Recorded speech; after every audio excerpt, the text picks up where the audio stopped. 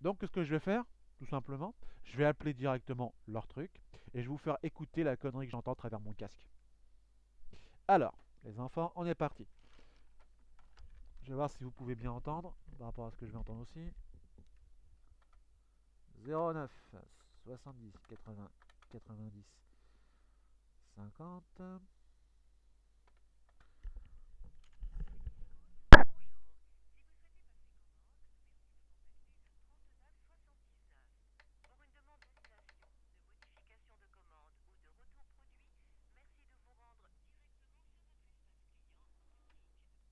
Donc là, tu vois, je tape le 1 par rapport au problème que j'ai, hein.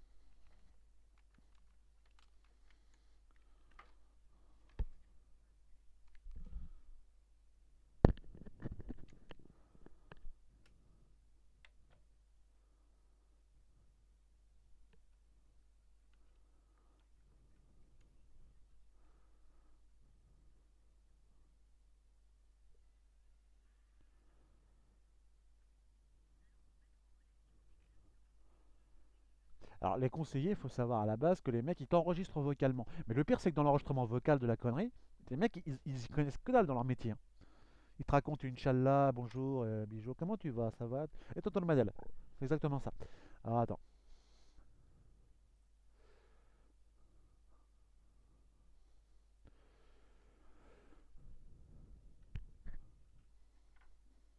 Alors, on va faire le coup du côté juridique avec un avocat.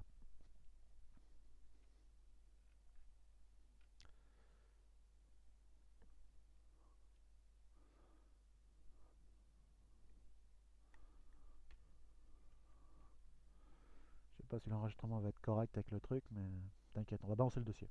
On balance le dossier.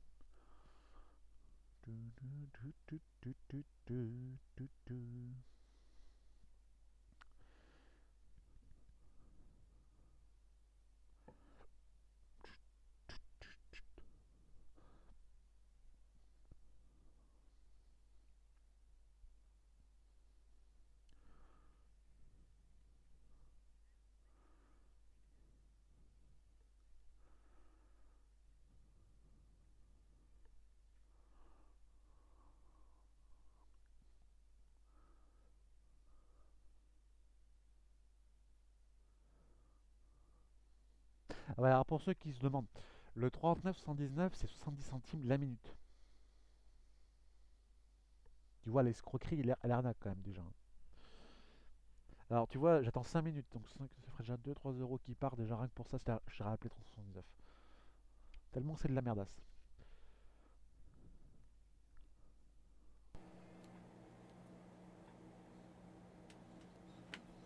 12 minutes après.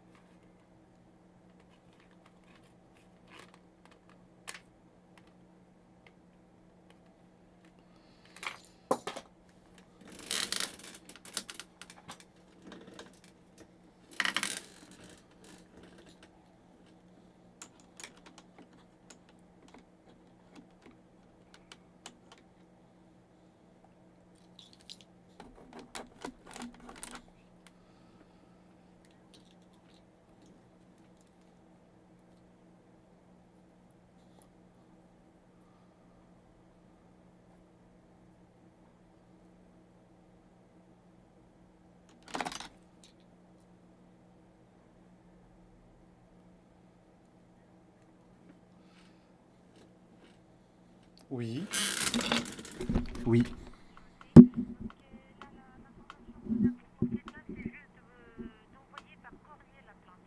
Mais mon client l'a déjà fait chez vous plus de 3 fois, il n'a pas eu de réponse de votre part. Alors moi, je voudrais que vous ayez le dossier s'il vous plaît sur la main, s'il vous plaît, madame.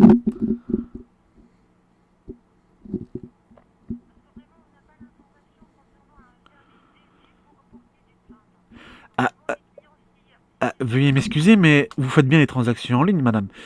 En tant qu'avocat et en tant que donc dans le domaine donc de la vente par rapport donc aux plaintes des clients ou autres personnes qui porteraient plainte pour des problèmes au niveau donc de transactions à travers donc par rapport aux réseaux sociaux ou par rapport au niveau internet. Le problème c'est que votre client a fait donc des transactions par donc votre billet donc de votre Cdiscount donc service en ligne, à savoir qu'il a demandé des preuves écrites que vous n'avez pas données. Et vous avez refusé à 3 fois d'avoir donc une preuve écrite pour des refus donc de transactions qui ont été faites. Alors moi ce que je voudrais avoir, parce que là c'est un dossier qui est envoyé par rapport à la Chambre des commerces. Est-ce que vous comprenez ou pas la situation, madame?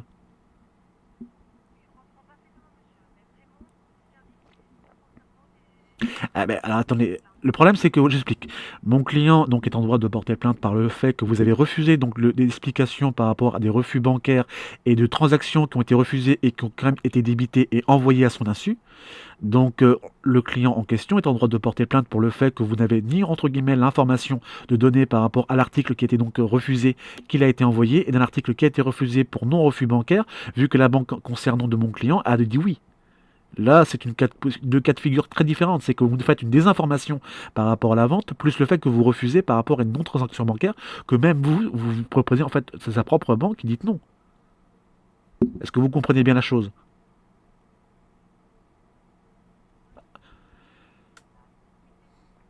Alors moi, madame, ma position, c'est que moi, je fais un dossier, je l'envoie à la Chambre des commerces, j'envoie ça par rapport directement à votre patronat ou autre, ça ne me dérange pas, ça, seulement que là, en l'occurrence, vos patrons, vos dirigeants risquent de peut-être payer très très cher le fait que d'un refus d'information par rapport à la vente. Est-ce que vous vous rendez compte?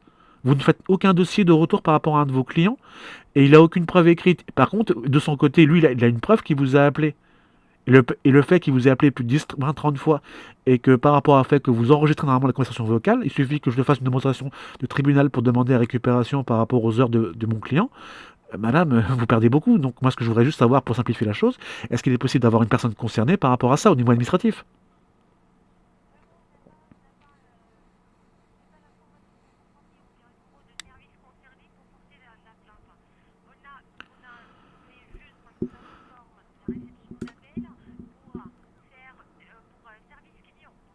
Oui, mais madame, vous êtes bien un service client, ma chère madame. Un service client, c'est censé donc répondre par rapport aux problèmes de dossier, par rapport à vos clients, à travers leurs commandes. C'est bien ça, votre fonction. Et là, le problème, c'est que là, je vous parle d'un client donc, qui a des problèmes de transaction par rapport à ce fait, et que vous avez refusé des informations, à savoir complémentaires, par rapport à la vente. Et vous êtes bien chargé, madame, par rapport à la vente, de répondre à ces questions. N'est-ce pas? Vous êtes bien responsable, vous êtes bien, madame, non pas uniquement une simple hôtesse, entre guillemets, donc d'accueil par rapport à un hébergement, que pour la réponse au niveau conseil, vous êtes aussi responsable par rapport à la gestion de la vente, par rapport à vos clients en eux-mêmes, qui vous posent des questions et qui vous demandent de remplir le dossier par rapport à leur compte qu'ils peuvent bien sûr avoir chez vous.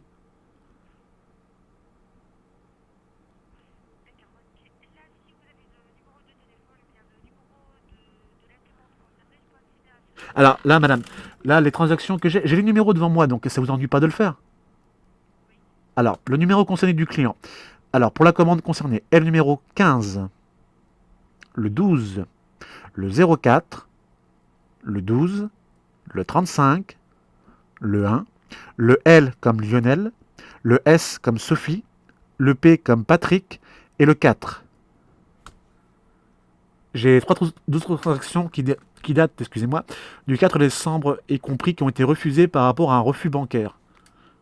Et ayant vérifié donc par rapport donc au fait si le frais de charge par rapport à mon client sont faisables ou non, j'ai vérifié par rapport à la vérification bancaire de celui-ci et l'attestation est que ce client est plus que dans le positif.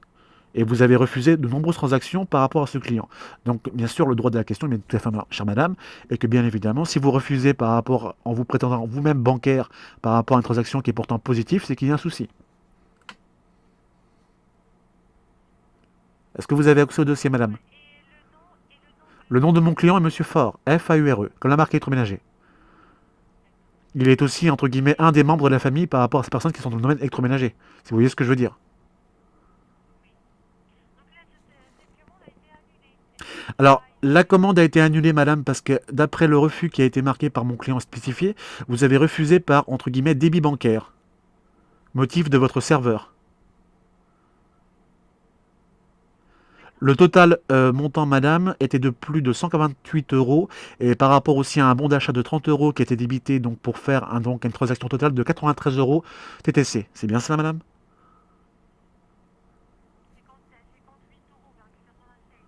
Oui, pour une transaction de 3 produits. Le client concerné, si vous avez bien un dossier actif, normalement, la personne concernée vous a bien fait donc plusieurs appels et autres et demande de preuves écrites par rapport à une transaction, par rapport à ce souci-là. Est-ce que vous confirmez ou non que mon client vous a bien donc envoyé ces demandes de manière répétée?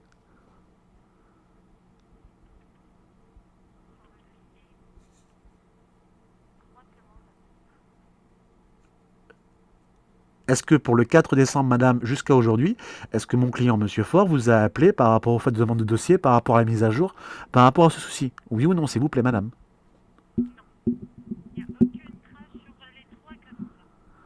D'accord. Donc en fait, vous n'avez aucune preuve donc que les personnes qu'il a pu contacter avant aient modifié son dossier.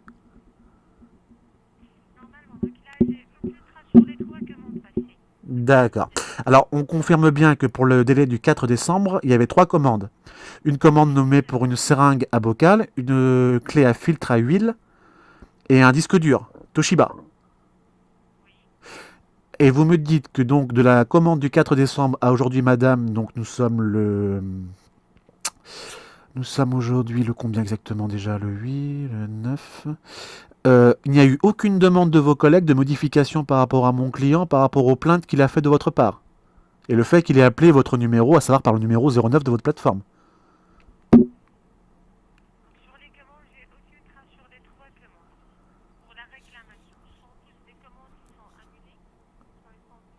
Oui. Mais le fait est, c'est que la carte concernée par rapport au débit, qui était donc de plus de 130 euros pour un montant pour une transaction par Mastercard, vu que c'était donc que l'achat par rapport à mon client, a été refusée en disant qu'il y avait donc un refus bancaire par rapport à ça. Or, si je regarde bien, 93 euros pour 130 euros, normalement, il y avait plus que ça pour dire oui pour votre transaction au niveau de votre bot de serveur d'achat de transactions de marché Internet.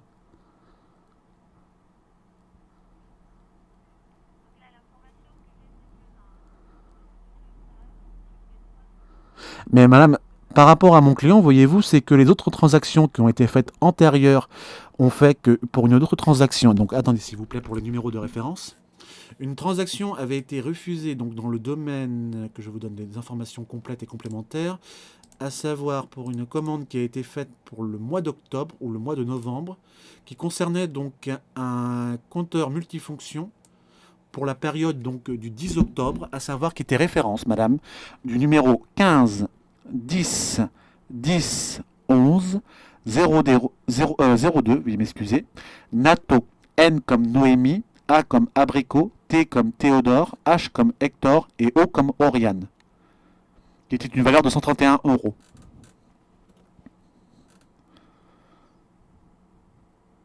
Le 10 octobre 2015, mon client a fait cette transaction pour un compteur multifonction.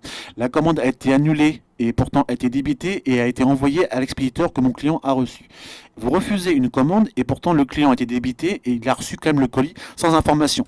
Il a eu la surprise de l'avoir. Donc ma question est que, voyez-vous, c'est que par rapport au problème de dossier par rapport à mon client, vous avez pendant 2 mois de nombreuses transactions qui ont été refusées, qui ont été débitées et pourtant qui ont été envoyées. Pourquoi?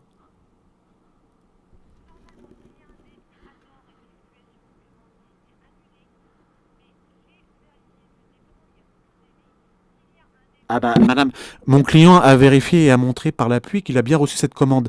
Donc, s'il a reçu une commande qui était pourtant annulée, qui a bien été écrite par donc votre société Cdiscount, qui marque annulée et qui n'a pas été débitée, comment une transaction a pu se faire et a quand même été envoyée à ce client?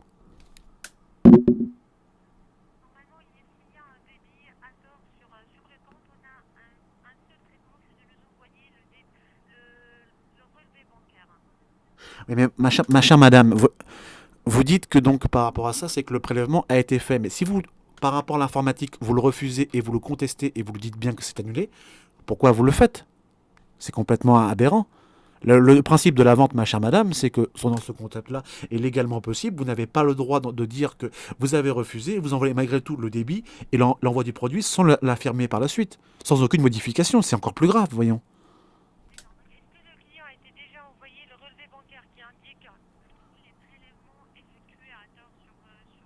Ah bah écoutez, moi j'ai eu qu'il a fait une transaction en ce qu'on appelle le x2, en x2 mois. Alors donc en fait il avait payé donc 30 euros pour le premier et 90 pour le second mois. C'est bien ça, par rapport au débit bancaire qui était autorisé pour la période du mois d'octobre.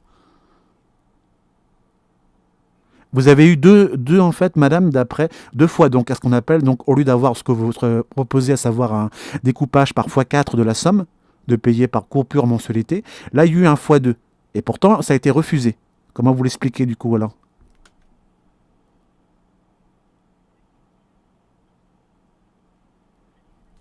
Madame? Comment vous expliquez que vous avez refusé, vous avez fait un x2 qui a été débité, qui a pourtant été refusé, qu'il n'y a aucune attestation de discount qui dit que ça a été autorisé et validé et à l'envoi du client pour informer de la transaction? S'il y a quelque chose qui était à tort, on a tous les traitements concernant chaque situation. Si le client a été débité à tort de notre part, il faut nous envoyer le relevé bancaire, comme ça on peut traiter votre instant. Mais le problème, c'est que mon client, madame, ma chère madame, mon client vous a envoyé des mails, des appels téléphoniques et vous me dites que c'est même pas pris en considération. Je peux bien prendre votre bonne foi par rapport à ça, mais vous comprenez bien que là, en l'occurrence, je regarde ces numéros téléphoniques de chez vous par rapport à sa consommation de son consommateur d'abonnement téléphonique. Il y a environ plus de 40 appels de sa part, avec des délais de plus de 10 à 15 minutes. Donc, si vous a appelé et que vous dites qu'il n'y a aucune preuve de votre côté par rapport à ces appels ou des modifications de dossier, c'est qu'il y a un souci de votre côté quand même. J'ai vérifié par rapport. Le dernier appel de mon client par rapport à l'une de vos collègues a été daté, madame, si je ne vous dis pas vous devriez avoir une preuve écrite vers le 7 ou le 7 ou le 8 décembre des appels répétés par rapport à ça. Est-ce que vous les avez ou pas? Des demandes par rapport à ce client? Normalement, tous les appels sont enregistrés. Mais Oui. moi, j'ai pas une visibilité concernant les appels, j'ai une visibilité concernant l'installation. Ça veut dire que chaque dossier a eu des installations concernant la réclamation de l'eau. Donc, si mon client vous a fait donc des contraintes par rapport au fait de ses précommandes qui ont été refusées et qu'il n'a eu aucun message de retour, que vous aviez l'obligation d'avoir un message par écrit, vous comprenez déjà pourquoi il porte plainte, parce que déjà vous ne respectez pas la charte par rapport au fait de l'information dans le domaine, aussi bien du fait que par rapport aux commandes des refus qui ne sont non précisés par rapport au fait du même soi-disant refus bancaire qui n'en est pas un. Et le fait est que par rapport à vos collègues qui ont dû faire une modification de dossier ou d'information pour dire que le compte était pris en considération, elle n'a pas été faite. Donc là, en l'occurrence, vous comprenez bien que j'ai donc, par rapport de ma présence, de vous dire que j'aimerais donc avoir un de ces responsables pour en parler. Je sais que vous n'êtes pas responsable, madame, mais là, il faut que vous compreniez qu'il y a eu trop d'infractions qui ont été commises et que, bien sûr, les gens doivent rendre des comptes par rapport à ça. D'accord, donc là, tout ce que je dois faire, c'est de remonter l'information concernant Mais le problème, c'est le que dépôt de mon paiement. client a bien précisé que vous avez fait de nombreuses reprises ces informations au-dessus donc de votre hiérarchie respective, mais qu'elle n'a pas abouti. Et en plus, madame, le souci, c'est qu'il y a un autre souci par rapport à mon client. Il a donc un bon de 30 euros qui a été débité et qui n'est pas réutilisable sur un autre compte, car son compte a des soucis apparemment de transaction. Alors, le problème, c'est que moi, je veux bien m'occuper de faire donc une échéance par rapport à ça, en attendant pour voir s'il y a simplement une cassation donc de bien vouloir de votre compagnie pour se résoudre ce problème. Moi, il me faut que vous m'envoyiez une preuve écrite, ma chère madame, en quoi que vous en occupez réellement. Sinon, bah écoutez, mon client est en libre droit de porter plainte et là, à l'occurrence, vous risquez de payer très très cher les pots cassés. Vous vous rendez pas compte? Moi, ce que j'ai besoin, c'est pour que mon client, pour au moins essayer donc de faire quelque chose, que le problème soit résolu, c'est que vous m'envoyez à l'instant présent sur son adresse mail, vu que vous avez la référence par rapport au nom de mon client, Monsieur Fort, que vous envoyez donc tout simplement un mail qui dit que vous avez bien pris en considération. Je peux regarder sur l'instant présent si son compte a bien été envoyé. Je regarde, je vous l'atteste sur l'honneur, et après j'essaierai de voir après avec un de vos responsables ou d'une personne qui soit responsable autre domaine commercial, ça ne me pose pas de souci.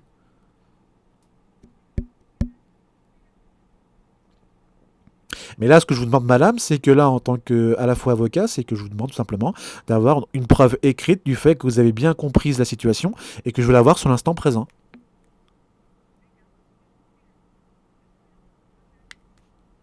D'accord.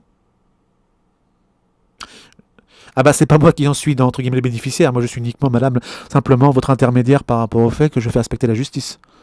Et là en l'occurrence il y a une infraction par rapport au niveau de la vente et au niveau de la communication.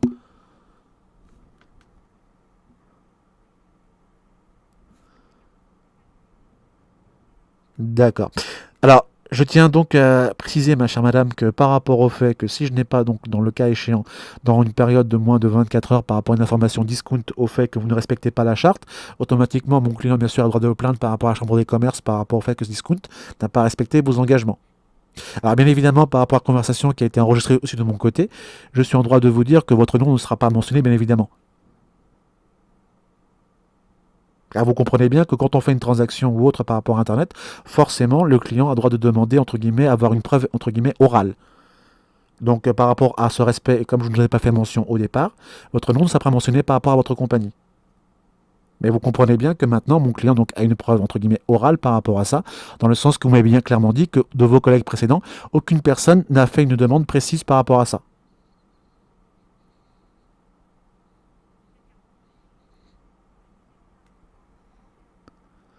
Alors, euh, juste une simple formalité, ma chère madame, c'est que concernant donc le fait que par rapport à la politique du discount, je ne sais pas comment vous faites pour un dédommagement ou autre, mais je vous conseillerais que vous fassiez un bon geste commercial par rapport à votre client, parce que depuis quand même 3 4 ans qu'il est quand même client chez vous, moi n'étant pas client de chez vous, je vous conseillerais amicalement de lui faire un bon geste par rapport à cette malencontreuse en fait situation.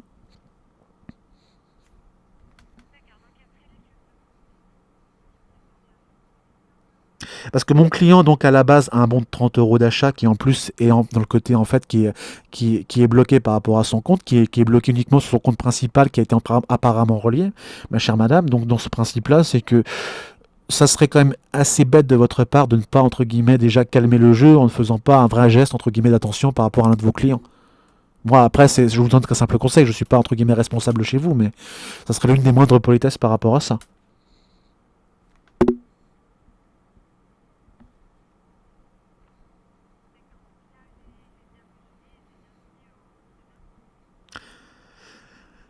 D'accord. Donc, ma chère madame, normalement, en espérant bien sûr avoir ce mail le plus tôt possible, normalement, mon client devrait avoir donc la satisfaction de pouvoir faire des transactions qui ne seraient plus bloquées par rapport à votre site et bien sûr d'avoir un geste qui sera considérable par rapport au fait de l'attente, du fait du non, entre guillemets, renseignement et autres.